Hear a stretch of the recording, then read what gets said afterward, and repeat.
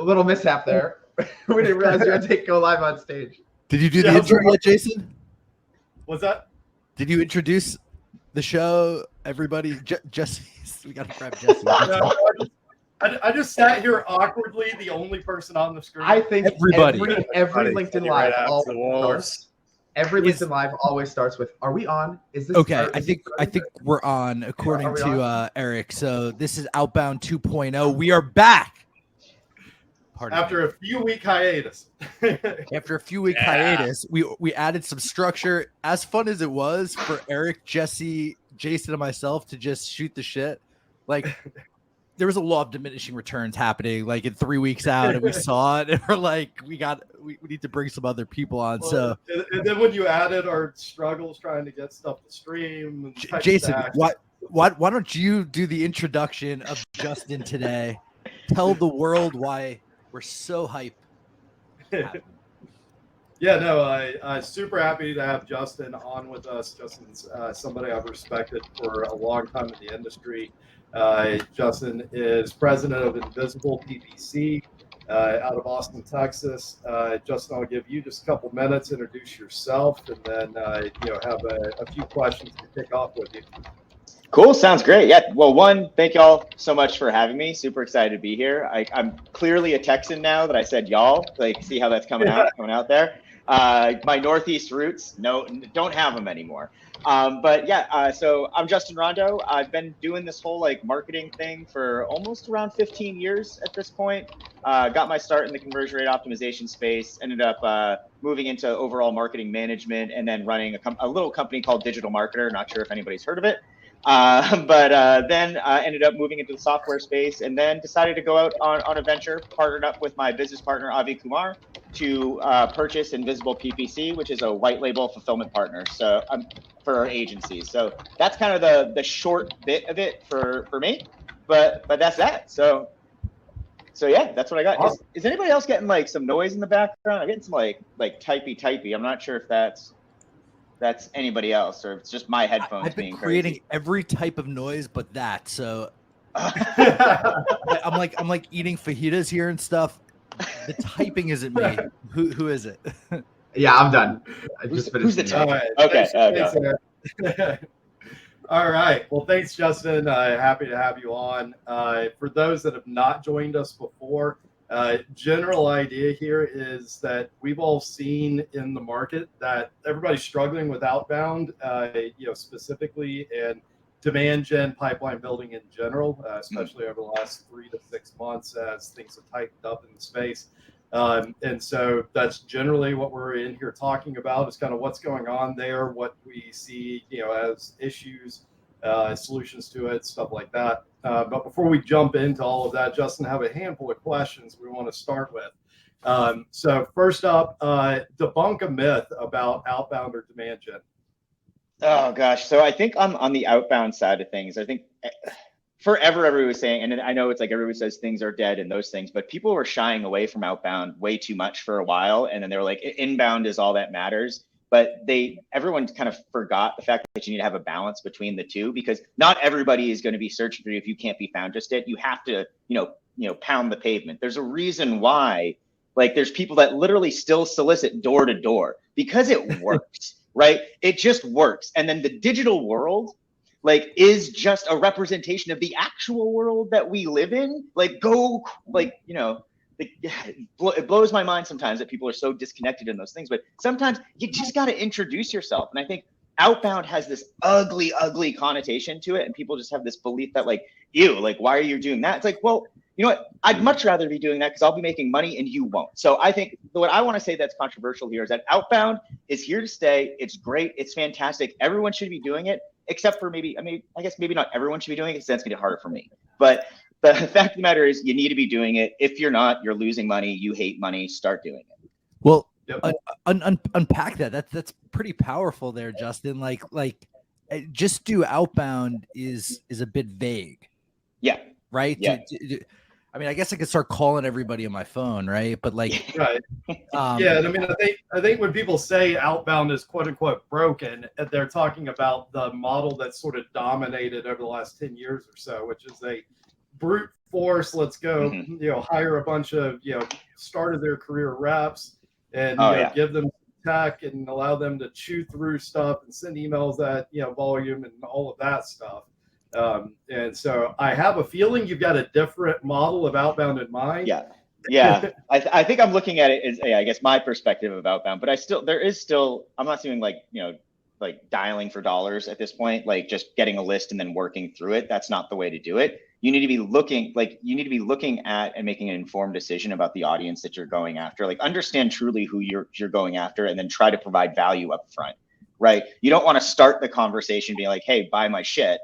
Like you want to be jumping in to be like, hey, I understand you and I understand your problems and I want to provide a solution, right? Like that's a very different conversation. And that's the conversation folks need to start having with people, regardless of if they end up working with you. They should be able to get value out of whatever conversation you're starting, especially if you're coming at them cold out of the gate, regardless of if they work with you.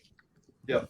No, I couldn't agree more. And I think at the heart of it, and this is one that I'm coming back to more and more and more, is that really is boiling down to identifying and being able to really hone in on valuable highly correlated intent signals, whether those are third-party intent signals, something you're identifying outside, something that you're generating as a first-party intent signal. Are they filling out forms, they visiting specific pages on the site, stuff like that. But I think a lot of the problem is just hey, here's our very broad-based ICP. Here's a persona. Here's every piece of data we can gather around that. Now go hammer it. Yeah. And then that's the thing to avoid. It's like getting away from hammer time, and it's a matter of being strategic around like who you're going after and being hyper specific. Like obviously you need to cast a wide enough net where the numbers game works, because come on, let's be serious. There's still a numbers game to this. You can't be saying, I got one, that's it. But you need to be more specific in who you're going after, tailor messaging appropriately there. And again, padding in that value. Quick interruption, Jason. There's no audio on LinkedIn Live, so I don't know if that's. Yep. I'll get that here. Let me see. They can't read lips. They can't read lips there. Like, come on, LinkedIn. All right, let's try that. I think you're an old e-commerce video is the worst. It's just I don't think I've ever been on one of these videos with Link. I'm just gonna say it. LinkedIn has the worst video platform out of any of the social media. I will say, just gonna drop that out there. I'm gonna say outside of Zoom, everything doesn't work. Period. Everybody, you done 30 minutes on Google Meet without a hiccup that was like a non-starter happening? Let Jeff know. I'm mad. Justin, are you an old e-commerce dude? I'm not much of an old e-com guy, actually. No. E-com's actually been, yeah. So e-com's always kind of been my, been the one thing like I haven't had a ton of exposure on. Like to be quite honest, been more definitely B2B, like and B to small B, which is essentially just B2C because you're just talking to one person. So. Can they hear us yet? If anybody's on the LinkedIn Live side, can you drop in a chat confirming they can now hear? Let me. Dale's going, yo. The fact that you can't hear me twice right now means that the volume's off because I'm not muting the other. Wait, hold on. Test.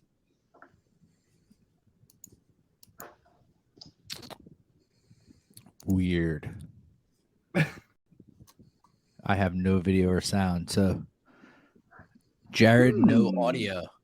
Damn, we're dropping fire. Should we just go into StreamYard, or are people in here as well?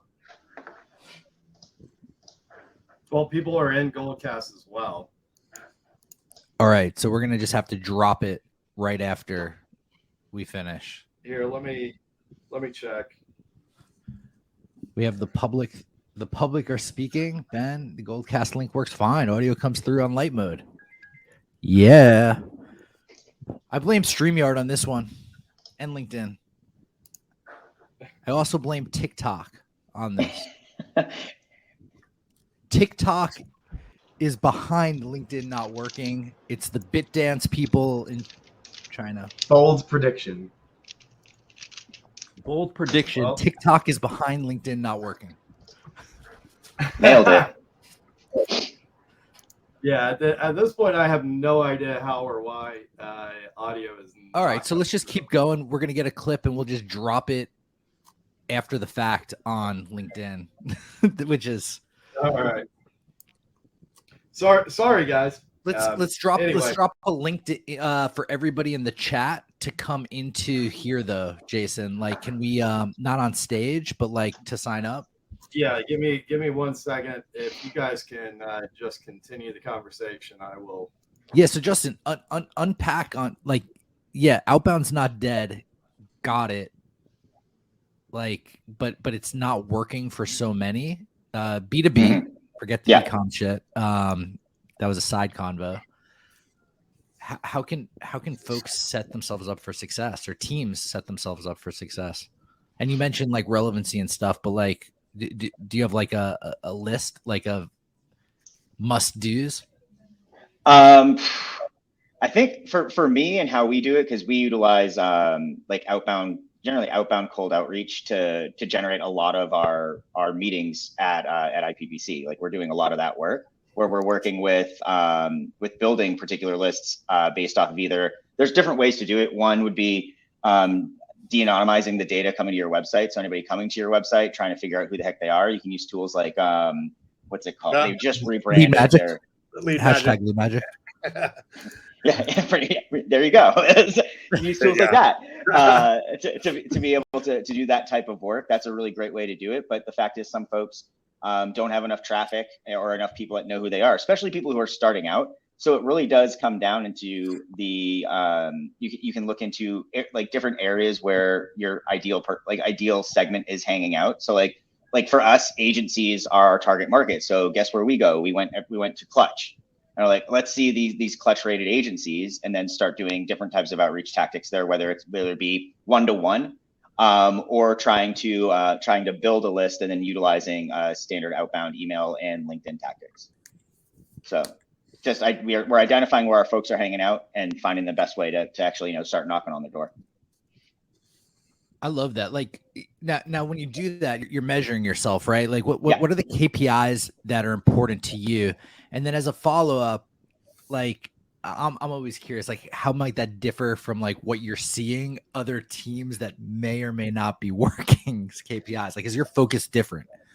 Yeah, I'm guessing my focus isn't totally different. I can't speak to all the other teams out there that are doing things, but the numbers I care about, like one is going to be one number that I actually care about is like the kind of the pissed off factor. Like did I make them mad? Like what's the unsubscribe rate look like at things if things are coming out? Am I getting just like negative responses that aren't just like, no, I'm not interested, but like, hey, screw you, dude. Like that's actually like kind of a number I like to know and quantify. But obviously kind of like standard numbers that I'd be looking at would be like for us would be, what's our open rate, what's our meetings booked rate, and then what's our close rate after the fact. So real, like it's just a standard sales pipeline for us. But I do like to look at kind of like affinity. And it's a very like unscientific way of doing it on my side. It's like, did I piss them off or did I not? It's fairly binary. But yeah, that is one of my factors there, because I could be if you have an unresponsive area, you're like, okay, cool. Like I either am screwing up my how I'm sending these emails out, or if I'm not, the message is off. So I'll be telling myself like, did I get a good enough hook on like the subject lines or anything there, and did I have enough like oomph in the messaging itself, which generally needs to be quick. Everybody writes a book and starts talking about themselves like pretty quickly. They jump in there like it's like LinkedIn request. I accept that thing. Like, hey, Justin, I do all these things. I do all these things. They're not speaking to me or like trying to like fix my problem. And on the other side, you have people that go way, like they swing the pendulum all the way, where they just tell me every way I'm like screwing up. And I don't want to hear that either. So I think what you need to be doing, like, and I was actually chatting with one of our new partners today. They were like, hey, like I'm about to do some cold outreach because I'm starting an agency that focuses on solar companies, right? Like what would you do to make me stand out? Like what would you say to do that? And I was like, well, first, don't talk about yourself. Get them talking about themselves. Open-ended questions, no CTAs, get them talking about themselves. Because here's the deal, business owners love to talk about their business. marketers and people in like the agency world, they love talking about themselves. So get them talking, and then you turn the conversation into a meeting that you book out of that. So reply rate's critical. What walk me through like your top performing one now. Like what is it? How does that look? It's actually pretty it's a pretty simple one. That's like, hey, quick question. This is the one we legitimately use to book. Quick question works. Everybody's like putting it down. Like it works so well through the roof. The open rates are crazy, and then just the question, and then it's just for us, it's like, hey, do you offer PPC to clients? Do you want to? Question mark. Done. And you just get responses. Like it is just, you get a ton of responses of folks just being like, yes, actually, I actually already do. Da, da, da. And then I can say, cool. Like, is it cost effective for your agency? Yes or no? Then it starts building out. But it's just an open-ended question that's business oriented, and that quick question subject line crushes. It's just, it works. That's all I can really say about that one. I open all of those too. But do you like? Let's talk about the list that you're sending it to, right? Like one, they're agencies. Two, do you know that like their clients do PPC with somebody else? Like that would be crazy. Like if you knew that, right? So we look into so we have a couple of different lists. Like one of the things we'll look at, like, and we're testing to see which one works best. Like we have ones like, do they already offer PPC services to current clients? And then that's a different conversation. The other is if they're like a one-stop, a one specialty shop, like just an SEO agency. Hey, do you want to add on something without having to do the work? It's like, it's kind of a pitch. And so that's what we go after. So we want to make sure that we're looking at the difference between what's they're offering. Do they offer something already, or would they like to add it? And then that's how we tailor the conversation. And that's a key thing. Everybody watching who will be seeing this after the fact on LinkedIn Live, I'm sure. You could make it that simple if you're that relevant, right? Mm-hmm. Like I remember everybody's like saying like, oh, you should do this or that. Now, 10 years ago when Groupon launched, Andrew Mason was like notorious for saying, if you have an email over 75 words, I don't want it. Like that dude scaled that company like at the pace of Uber, pretty much, if you remember back in the day, like, and they did it through sales, and they did it through outbound, and they did it through calling pizzerias, right? Mm-hmm. And reaching out, and they killed it. Like the difference between them and Uber is they did it with outbound, right? Super interesting. Now, like, Justin, what's keeping you up at night though? Oof.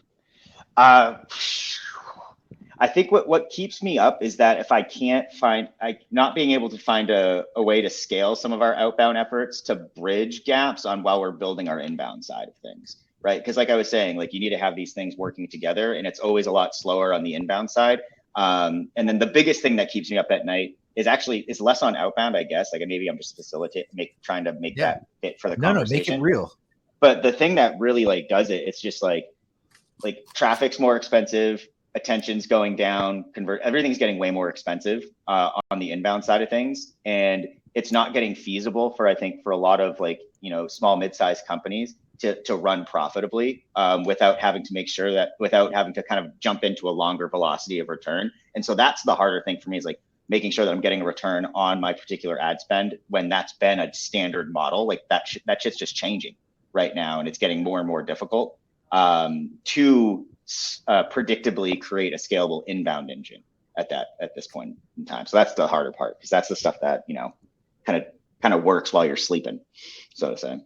Jesse's seeing that PPC spend is going down. Is that causing it to be less expensive? Well, I don't know if it's going. No, it's going. Oh, it's going down with layoff. So what I did is I ran like an analysis just on companies that were doing layoffs.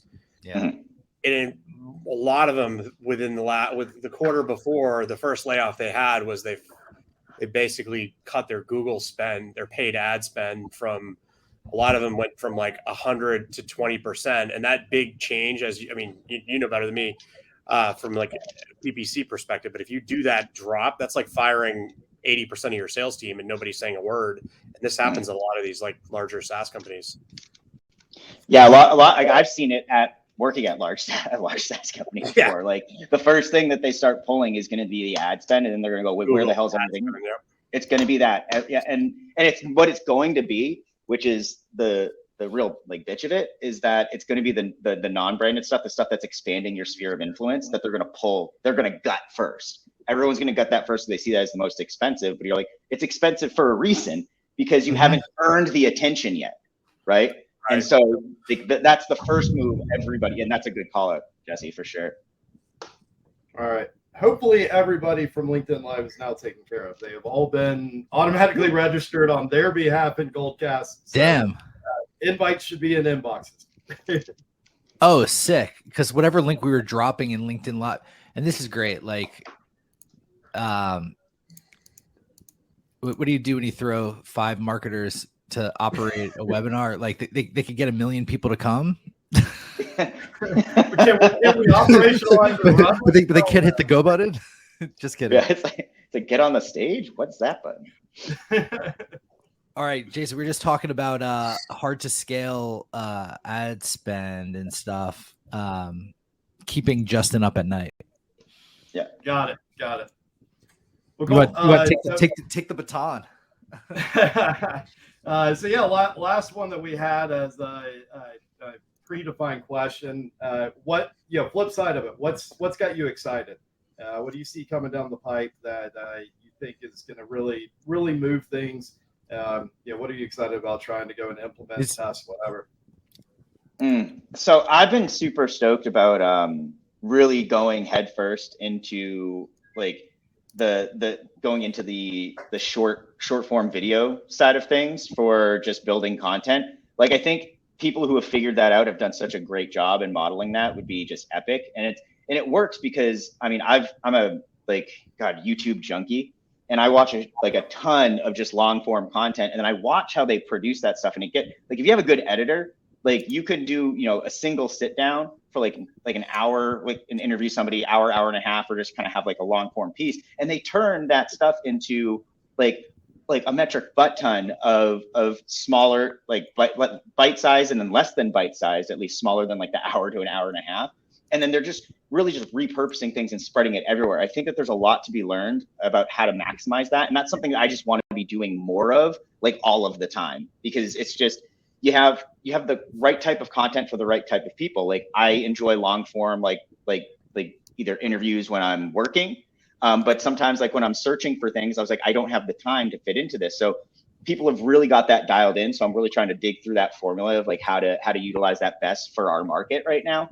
And yeah, so that's what I get really stoked about. I think there's a lot of opportunity there to do more with less. Got it. And whenever you're talking about short form, is your general idea or priority within, testing that, creating dedicated like short form as you from kind of start to finish, or is it taking some of that longer form stuff and breaking it out, taking snippets, stuff like that out of it, or a combination thereof? It's the latter. I think you can do like the short form blitzes where you're doing a very specific thing and like thinking like TikTok, where it's like, hey, you have like the stuff underneath. It's like, hey, the words are lighting up as I'm talking, and there's all these animations and those types of things.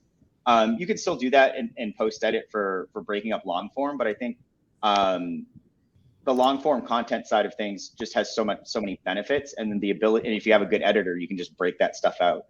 Generally, you need the subject matter expert to be able to point out like, hey, here's the times that matter that I want you to break out. So there's a little bit of additional work there. But yeah, I'm super hot on that right now and really want to build that out.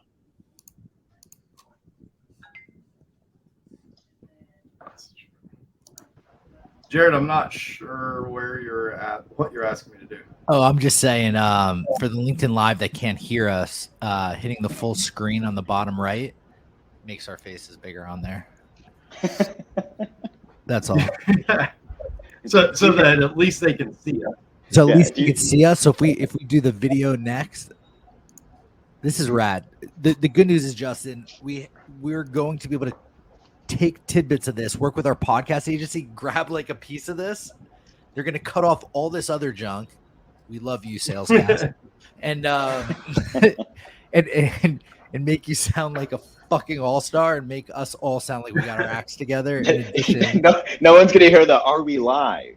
why aren't we loud You know anymore? what? We should actually record that and loop that. Like, are we live? Are we live? Are we live? Are we live? It's a vibe. It's a vibe. Like 2 Chainz coming in and then dropping a YouTube video, like you said, with all of that leading in. Thank you, Justin. Tell us more about yourself, man. Like, love the Outbound philosophy, the highly relevance and all of that. But like, where do you come from? You mentioned CRO earlier, but like B2B, like that's pretty damn relevant, and you have less time to be relevant when you're in the CRO world, right? Because that's on site relevance. So kind of the big start for me was there was a media publishing site that I had that I was actually the evangelist for A/B split testing and conversion optimization and all that fun stuff. So like it was called Witch Test One. It eventually got bought by Bounce Exchange, and then I think sunsetted after that. But it gone now, so don't bother looking for it. That's where I got my start there, and then that's when I got connected with the fellas at Digital Marketer. Ended up doing like all of their marketing for 7 years. Ran the company for 2. And then just kind of was all about, training and educating marketers and business owners, like just like how to do this stuff right, and to like really kind of get very tactical. Like my belief's been like, if you can't explain to somebody how to do it from the experience of having done it, then it's all just kind of, mental gymnastics at that point. You're only giving people the feeling like they're learning, not giving them the tools they need to implement. But I've always fashioned myself like a doer. In a lot of those cases, as much as I like to teach, I also like to tinker, do that type of work, which is why I kind of was in the CRO space, like specifically because you're doing a lot of that testing, you're doing the copywriting, you're messing around with stuff. I just like to see things, see if I can break it. And then because of my connection with like the agency space for that period of time, like I helped launch the agency partner program back at the DM days. It only made sense to become an agency that serves agencies. So that was kind of the jump there when myself and my business partner ended up picking up IPPC at the end of last year. Dope. So you were in the publisher side of things? Yeah. I used to sell against Bounce Exchange. I'm like, this exit intent is full of shit. Like and I should be careful because I have mutual friends with like their whole like C-level, and they and talk about go to market well. Like talk about GTMing well. You know how easy it is to create everybody who's watching, like your cursor crosses this and you just take up the full screen. We did it in 15 minutes. Sure. The back end and all of that takes longer. But the core MVP you could do in an hour.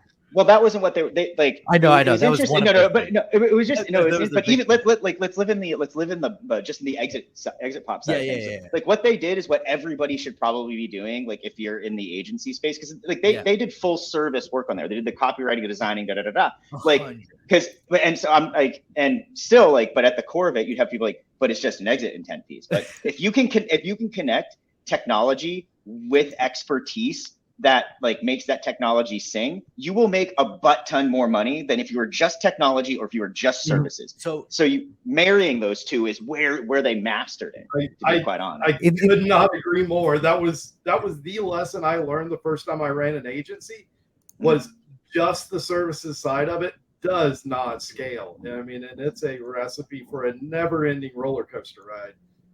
And then I've seen the other side of it. I mean, when I was at Sales Intel, we were selling data.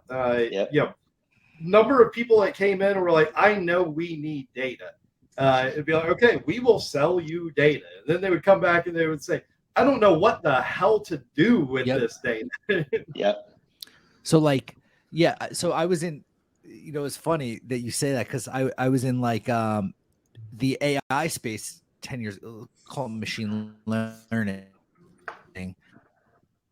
10 years ago that analyzed like and what they need to see when, blah, blah, blah, blah. But like, it wasn't until we put a services end to it, because you just give that to somebody. I don't care how smart that somebody is. They're going to fuck it up. I mean, they're not going to fuck it up. They're not going to get they're not going to get good enough results to not churn, I should say. They're going to churn. Well, good. So, I mean, you have products. So there's 2 ways, right? Like if you're a CRO product, you need to provide CRO and not expect that. Like the one exception is like an Optimizely or something, which gives tools to the marketer or the on-site person to test stuff. That's cool. Yeah. You can be like out of it and like let them fail or succeed. Like you could scale that, but like other stuff that's supposed to have results. And Balance Exchange, I'd always laugh like, hey, do you want to buy some Crocs? No, I don't want to keep my feet from getting athlete's foot. Like and get a 10% discount. Like that's what you have to click it. No, I'm like, this is great. Oh yeah, they had the two questions where one's like, no, I hate babies, but like, or yes, like I'm the smartest person ever for doing this. I voted for Trump and I voted for Trump and I plan on doing it again, or I'll give you my email and take a discount. Well, I mean, to bring it full circle, though, I mean, what we're talking about the tech without the services or the know-how is how we landed ourselves here as far as the problems with Outbound sort of to begin with, which is, hey, let's create sequencing tools, let's create mass emailing tools, let's create tools for power dialing, and let's go put it in the hands of people that don't really know how to use it properly.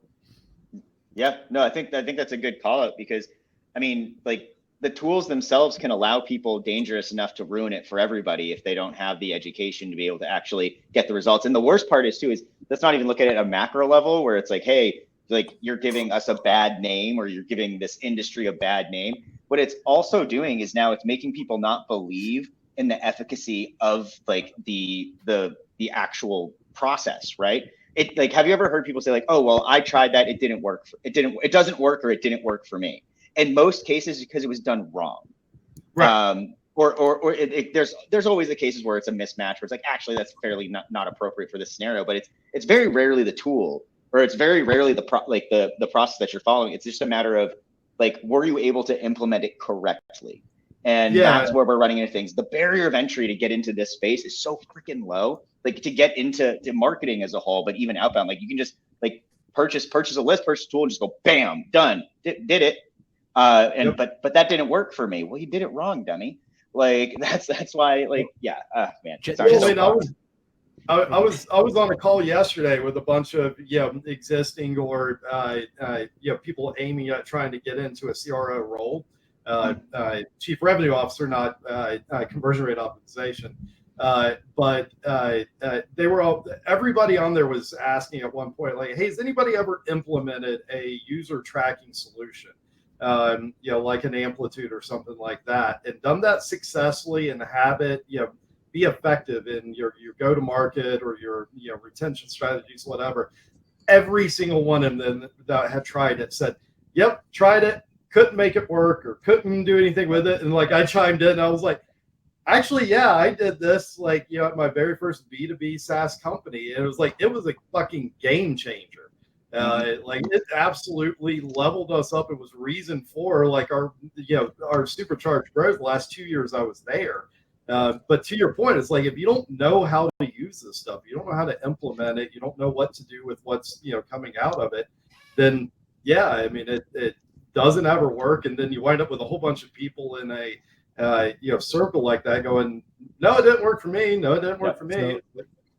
Eric and Jesse over here are notorious for talking about sales engagement platforms. What happens when you get to that and no instructions? It can go very badly. Just ruin your company, basically. Yeah. It could ruin your company. Yeah, really you can't send marketing emails.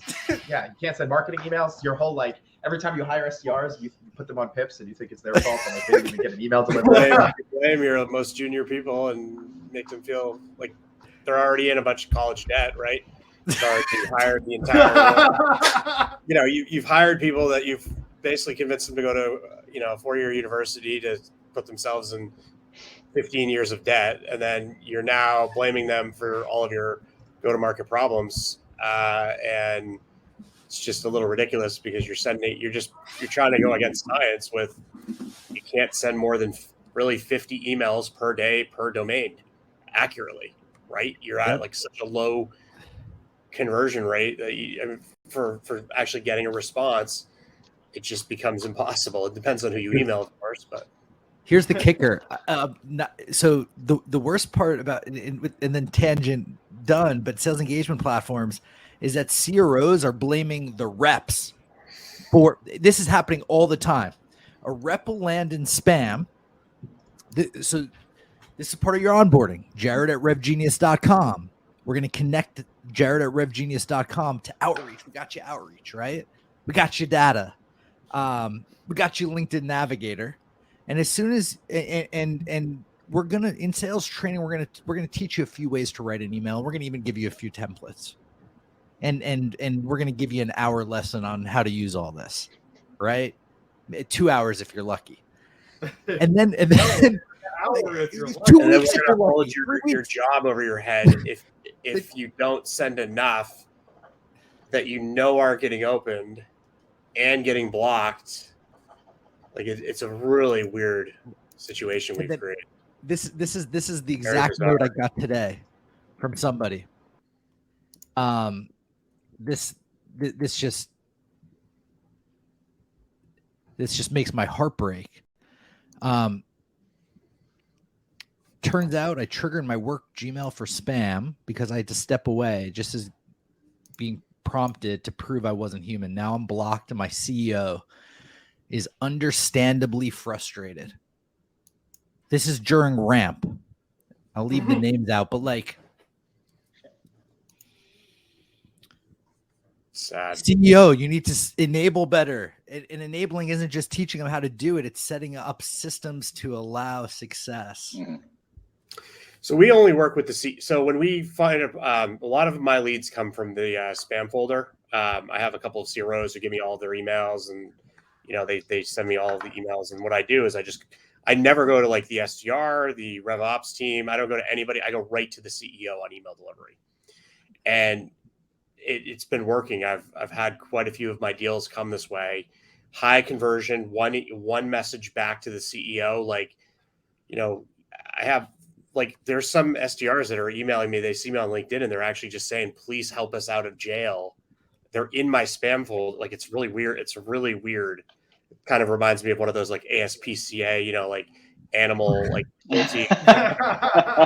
And then the background with that, Arms of an Angel song. But it really is just kind of creepy. Like you kind of look at this and you're like, this is not a good problem that got created here. Right? We got to figure out a way to get some skills and knowledge to some of these sales engagement platform companies.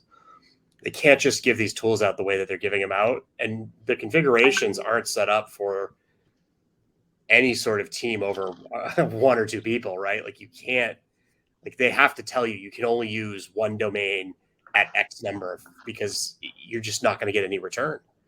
I think the honest problem though is you don't really know. That's the problem with email delivery is it's like you don't see the other side of it. You have no visibility outside of a seed test to know if you're getting through, and that's not even the inbox you're testing. So that's what's really hard about email delivery. Justin, you clearly offer extra services to agencies around paid and stuff. Do you offer extra services to agencies around what we're talking about now, like helping them use the tools that they may have bought? Fuck, you could technographics that, right? Like, hey. Yeah, we don't do any of that. Like our thing, like our game is just very like straight into the point of like, hey, white label fulfillment for paid for Google paid. That's it. So we stay completely. Like we wanted to be hyper specific in what we offer to people, and that's it. Like we only work with agencies, no end clients, all that stuff. So if it's anything outside of that, we keep our fingerprints off that train wreck. But like what we like to do though is like when we're working with our partners and those things, we do provide them with like assistance on like and like things of like, here's how you sell a PPC, like here's how you can close a client. Because the thing that's difficult for us is if they don't have a client to close yet, if they're in that space where they've never sold pay-per-click, we need to teach them how to do that and enable them to like, hey, here's how you price it. Here's how these things work. Because if we get them doing that, they're going to sign a client and then they're going to bring it to us. Right. So like, it's a weird thing where we have to teach them almost like how to sell this thing that they haven't been doing before, if they're in that camp of folks that have never done it.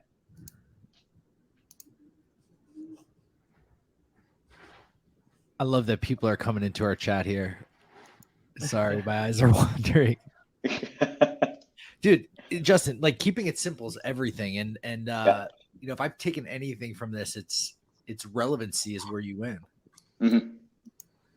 Yeah, hyper relevancy, and then the easier it is for you to explain what you do. If you say you do everything, one, like you're a liar. Two, two, that means you can do maybe one thing good, if that.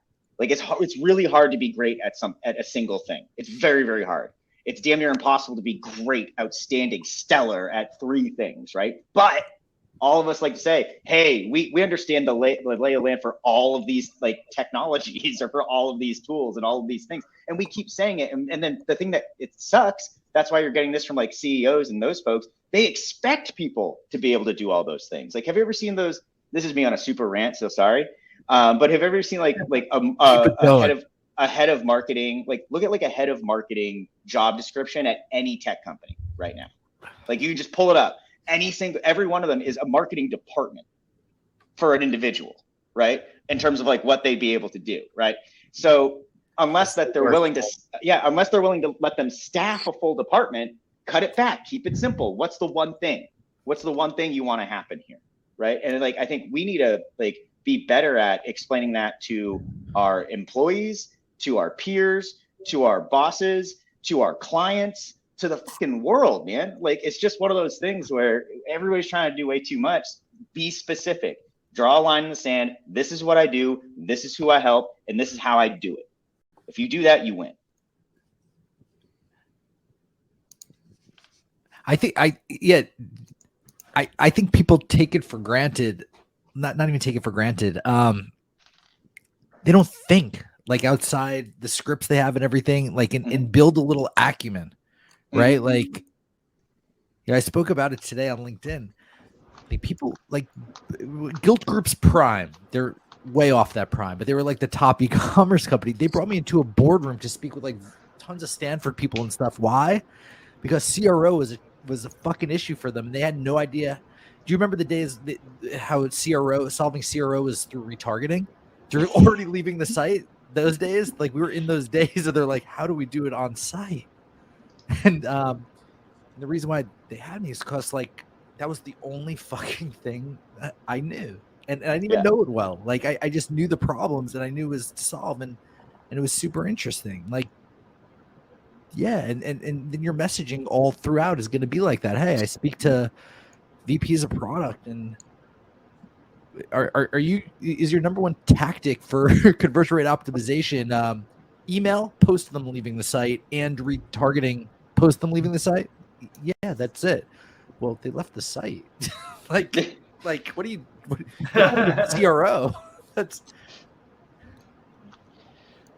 so Justin, relative to what you had said about services needing to be paired with product and tech, is that the direction you see most companies' products needing to go? And if so, obviously that's got pretty big implications for the makeup of that company and the way they structure things. So interested to hear kind of your thoughts and ideas on where that's going to head. Yeah. So, I mean, remember when it came out, like this was probably like 6 to 10 years ago, when folks were saying a lot of like all companies need to be publishers, right? Like that was the big thing where everybody needs to be a publishing company. You need to be thinking in those ways. I think now everybody needs to be thinking either if you're in services, need to be thinking in terms of tech, or if you're in tech, you need to be thinking in terms of services and coaching. Those need to exist there. And if you're going to win going into the next 5-10 years, just like we discussed earlier, if you give a person a widget or a tool and they don't know how to use it, you're screwed. And you could, I mean, there's other folks that have done this successfully. Like you have, Marketo is a tool that sucks in general. Like I don't want to just say that for the tool itself, but like when implemented poorly, it sucks a lot. And that's the thing. It's like, that's why you have people who built businesses off of being implementers for those. So it's like, can you create a community and facilitate a community? Can you plug into a community as facilitators? If you're on the tech, so like, what are you doing? Like identify those types of things. And like businesses need to be thinking in those ways and find those inverses, and then how to like build communities around that would be my thought. Yeah, it makes a lot of sense. And like I alluded to, it's a lot of what I'm doing on the agency side right now is you basically built a catalog of technology partners that we then leverage on the services side. And it works well sort of all the way around for the most part. We can go in and actually demonstrate the value prop, make sure it's implemented properly, they're getting ROI, which of course increases adoption and reduces churn. And then on the services side, we don't have to worry about necessarily building out or supporting the technology on the back end. But we've actually got a recurring revenue model and a way to be sticky, as opposed to like, hey, we're just going to come in and advise. We're going to come in and build something. Well, that's what if you've been paying attention to and they're getting much bigger in the agency. So I think they've seen some major growth. It's high level. If you're looking at what they're doing, their whole thing about the SaaSpreneur and that type of work, where they have a tool for agencies to sell as it's like white labeled as their own thing. So it's not just services and that. So, and people have explained, like I was at Traffic and Conversion Summit last week. And one of the guys there was talking about High Level was doing a sponsored, talk. And then they had the questions go back and forth. And someone's like, no, legitimately, I've been using the SaaS, the SaaS first model with the tool. I lost the service client, but that churn didn't go to zero. I have somebody that's paying me still $1,000 a month for the tool because it became a part of their ecosystem, right? That's a game changer. And and I think that's a really cool story that they're telling, and it's very appropriate, I think, for the conversation we're having. That's what's going on with them. Eric, aren't you doing that with Clay-ish? Oh yeah, 100%. So I just recently, but I'm actually doing that kind of with the full stack, to be honest. And so so yes, I recently started a job with Clay where basically, I'm showing people these cool creative ways that you could be doing outbound, and then just giving them, hey, here's the tool, just do it yourself. But then the other thing too is a lot of times we set up our systems, the cold email stack, the data, all of those things. And then now we're setting it up of all right, so you got past the 3-month engagement. Awesome. We found the thing that works. What do you want to do? And either we keep running it, or they're like, well, we could probably take this in-house now. Turn over everything, and we still get cuts of everything that we just turned over. All of the data, all of the setups, all everything, we're still getting cuts from. And actually, Go High Level is something that we're looking into, because it is a phenomenal model of being able to offer somebody services. Then you churn, even because of a successful churn, okay, we figured it out, it's yours now, go for it. And you can still keep recurring revenue after the fact.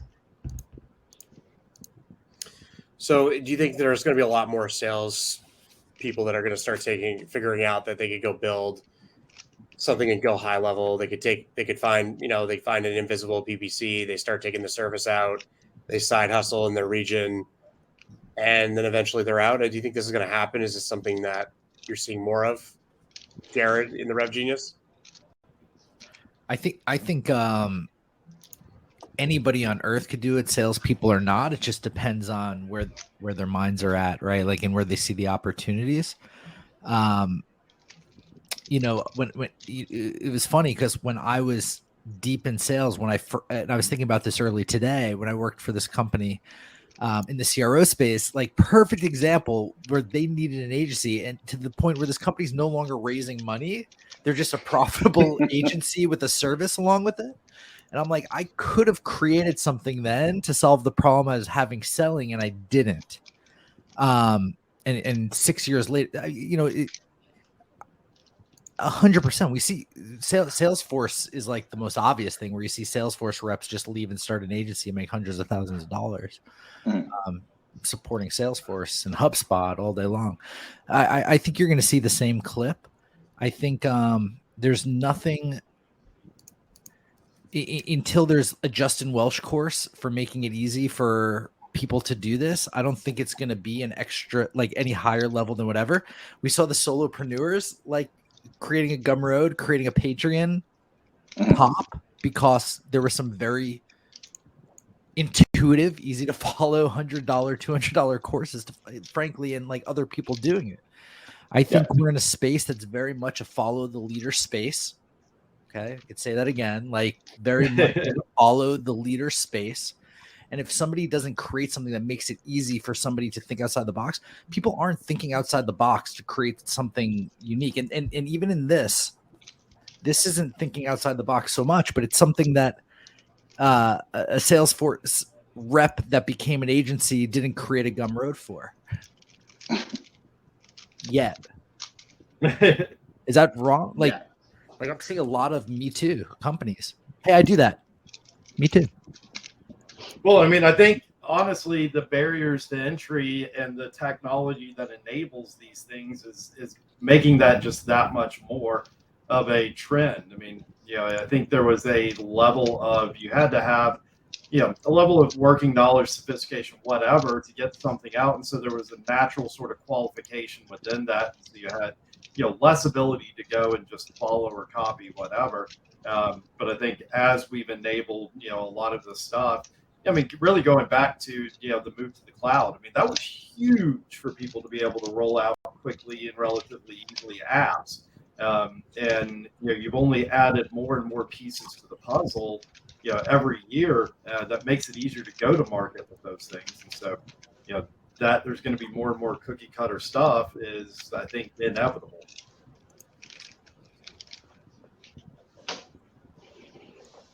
But yeah, I think in general we're at a heightened thing for heightened time for entrepreneurship. People lost all hope in companies, and rightfully so. To your point, well, I mean, I think we're at a heightened thing for entrepreneurship, and people are just waiting to see the way. Well, and it's also because you got to think about it too. Is like, you want to start a company, it will take you.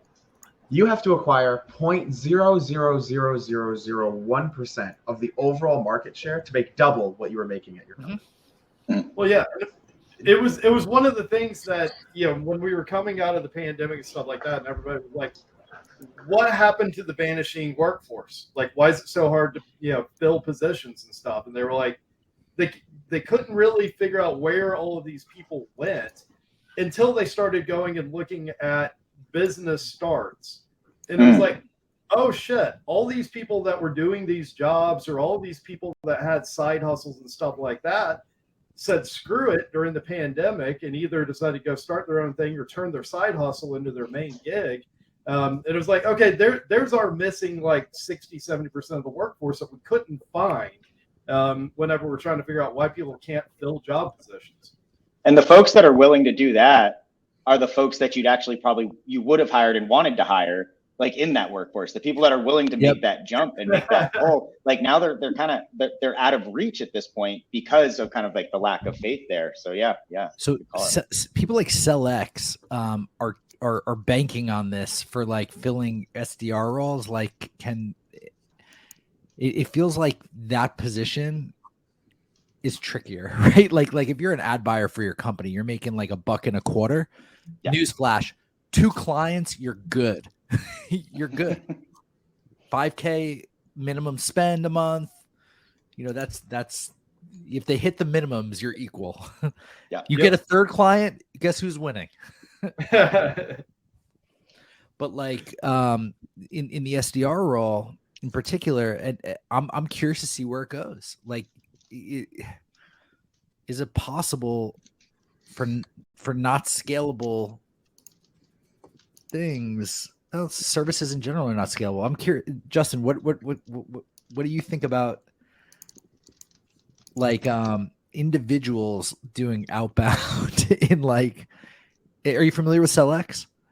I'm not. No. So SellX is independent contractor SDRs that come in and like. I think the challenge is they're getting paid commission only versus a minimum thing. If they were getting paid a minimum of $2,000 a month per client and they just put like 5 clients down, they'd be fine. I think that's the challenge. You can't do anything commission only as your main source of income. You really can't. That's a side hustle. Yeah, that's gig economy. Like for sure. Like it's like you're only getting what you kill there. And I know, like in the hardest outbound market of our lives, you get commission only. Yeah. No, I think I haven't heard of that service, but that's one of the things because it's hard to hire even just an in-house SDR as it is. Like that's like the hardest position right now to fill. I think I'm biased. Maybe if there's a recency bias there because I'm having such a damn hard time getting someone in that we can hold on to.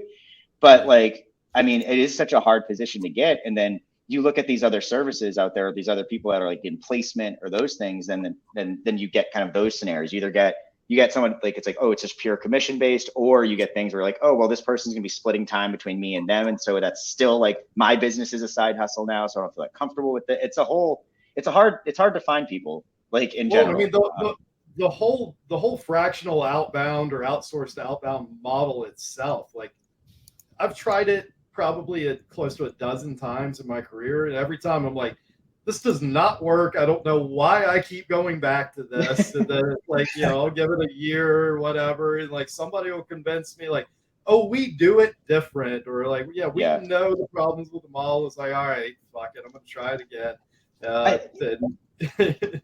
Yeah. Like, and I think the whole concept too of like, you have all these fractional leaders or fractional programs coming up, like, oh, here's your fractional CMO or your fractional CFO and those things.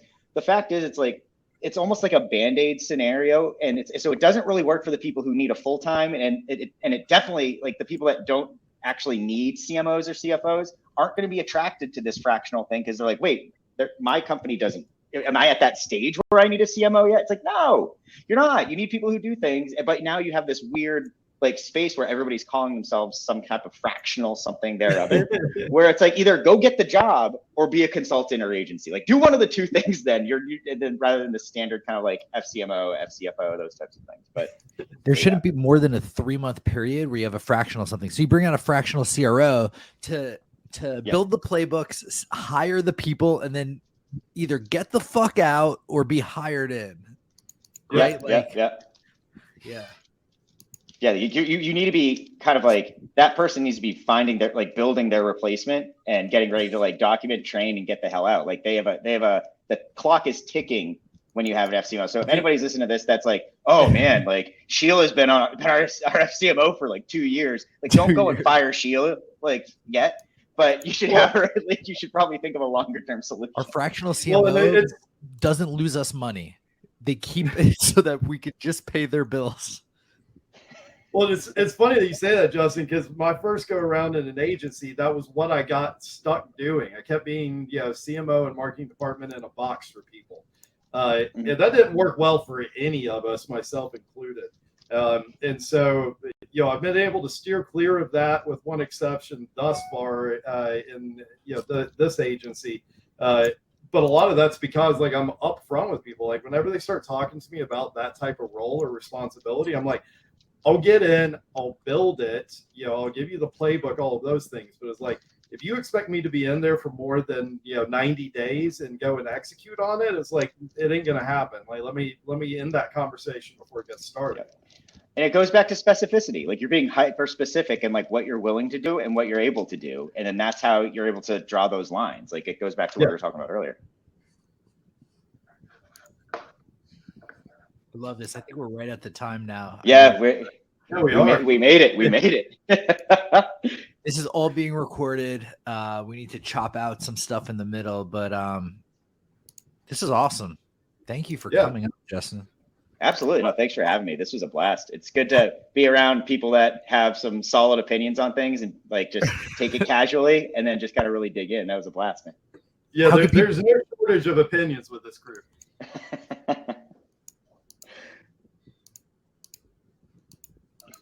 Jared, we lost your audio. You might have muted yourself there. Of course. How could people find you? Oh, they can find me on LinkedIn. I think it's whatever my link. Just Justin Rondo. I'm wearing another like loud shirt, just like me. Just like you're seeing here. You can look me up there. Twitter, JT Rondo, and then here's my email address is Justin@InvisiblePPC if you want to get in touch.